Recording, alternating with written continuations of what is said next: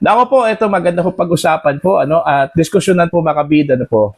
Tila nalalagay po ngayon mga kabida sa peligro ito hong tiwala po at suporta ng mga taga Mindanao po mga kabida kay Vice President Sara Duterte po.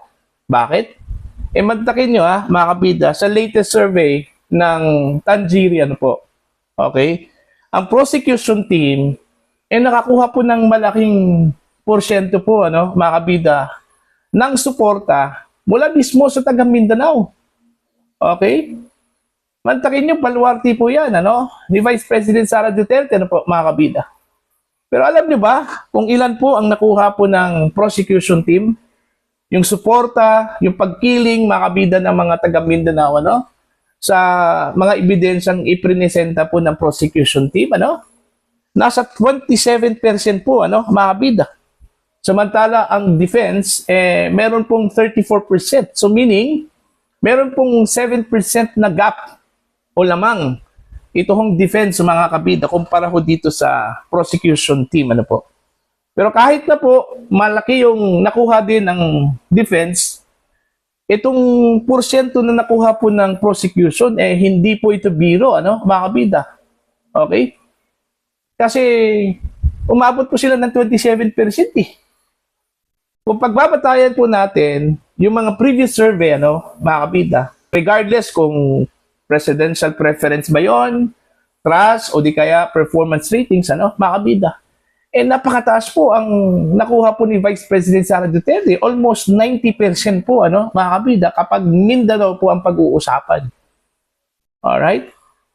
Pero dito, sa projection po, mga kabida, kung malakas ba ang ebidensya against the Vice President sa ongoing na impeachment trial, delikado Mas nakakakumbinsi po ng maraming mga respondents mula Mindanao ito hong prosecution po.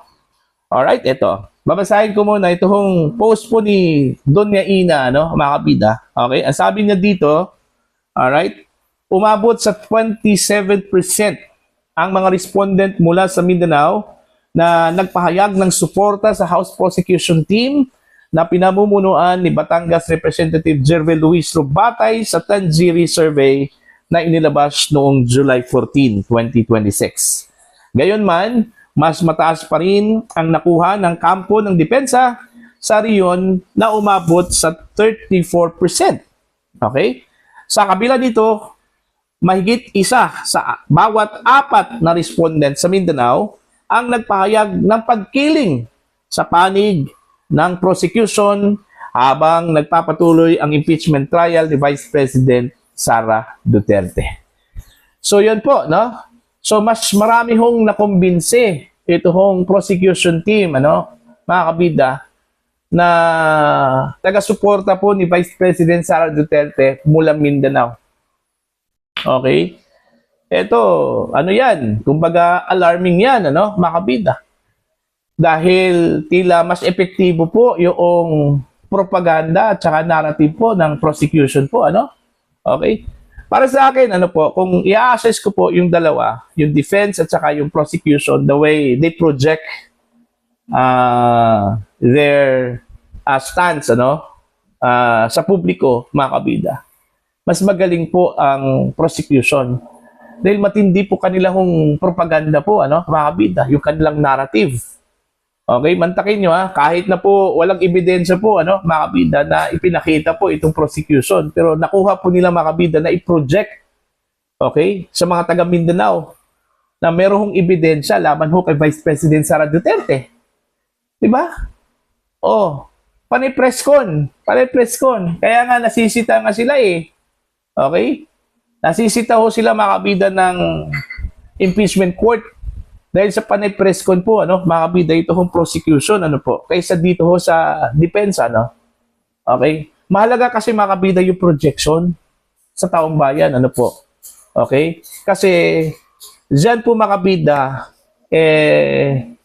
makakakuha po ng, kumbaga, ideya, yung mga miyembro po ng impeachment court, yung mga senator judges, Kasi kapag nakikita ko ng senator judges po mga kabida na humihina po ang support base ni Vice President Sara Duterte, malamang baka ang kanilang kikilingan dyan, mga kabida, is yung conviction eh. Okay? Kaya nga, ang projection po noon, mahirap pong i-convict si Sara Duterte, mga kabida, dahil baka magkaroon po ng backlash yung mga senador po na boboto ho dito sa conviction, against the Vice President, dahil malakas eh. Okay? Malakas po, mga kabida. Okay? Takot po sila na baka balikan, pagdating ho ng eleksyon, lalong-lalo na po yung mga senador po, mga kabida, na meron pa pong chance po na tumakbo, bilang senador po ng Pilipinas come 2028, po.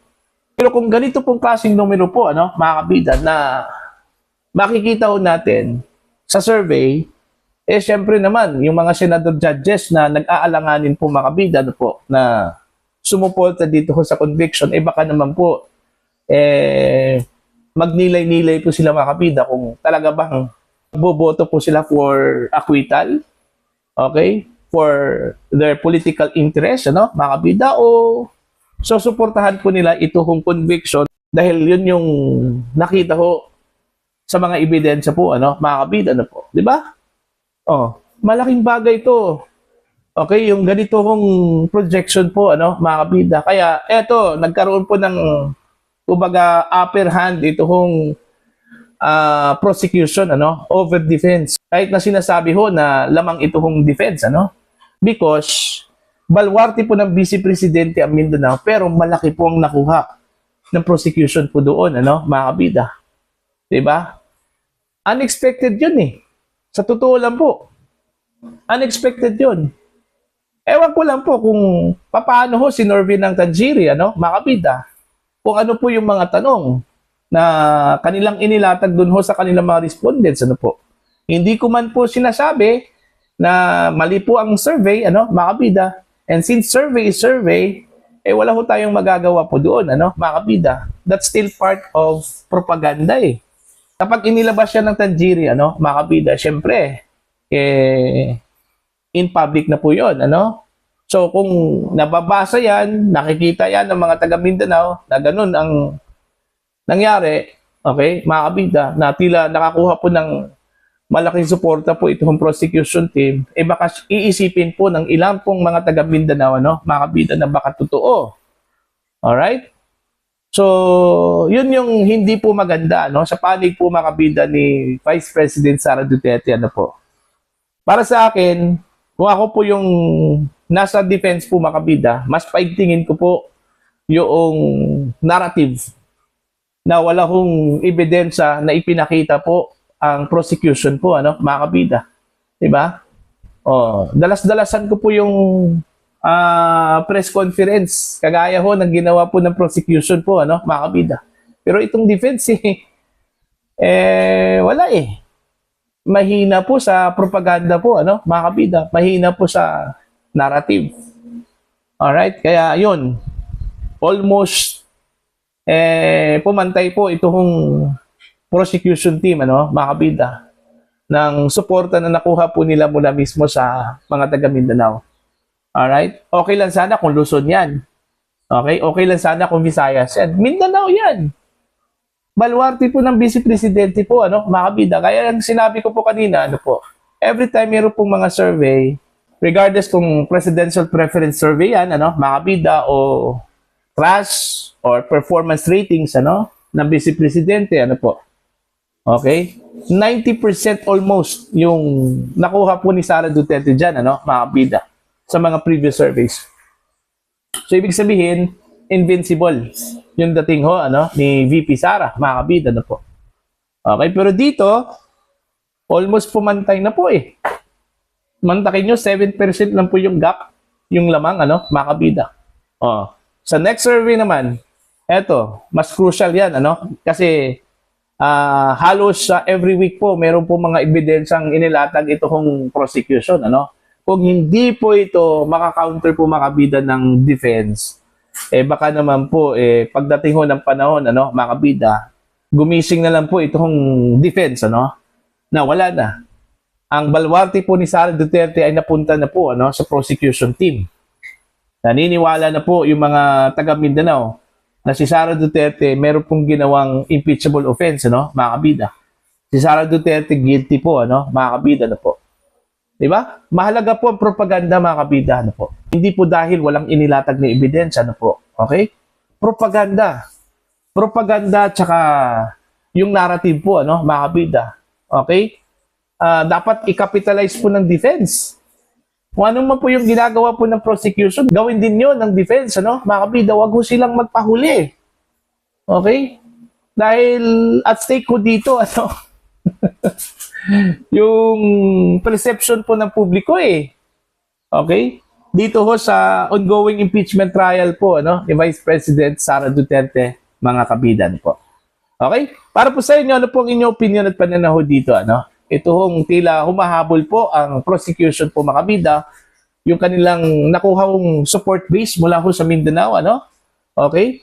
At kailangan ho bang magtrabaho po ng todo, okay, ito hong defense, ano, para lang po makounter po nila, mga kabida, ito hong narrative at propaganda po, mga kabida, ng prosecution team laban ho kay Vice President Sara Duterte, ano.